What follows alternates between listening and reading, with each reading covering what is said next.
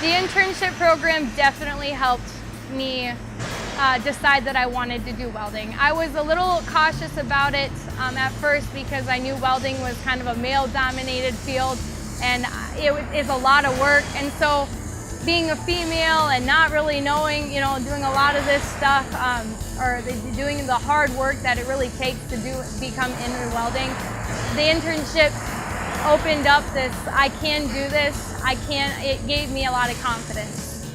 Our goal is to prepare students for life after high school, and a lot of times that means, directly into the workforce, or it could mean into a certification program, a 2-year degree, a 4-year degree, but we want to align what we're teaching them to what industry needs.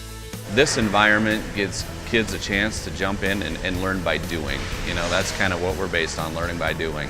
And then we also have those industry partners so we can connect students to job shadows, to internships. We can use our partnerships and our relationships with industry to bring kids right into those industry settings. The people here at McGuire really took me under their wing. They taught me how to not get down on myself.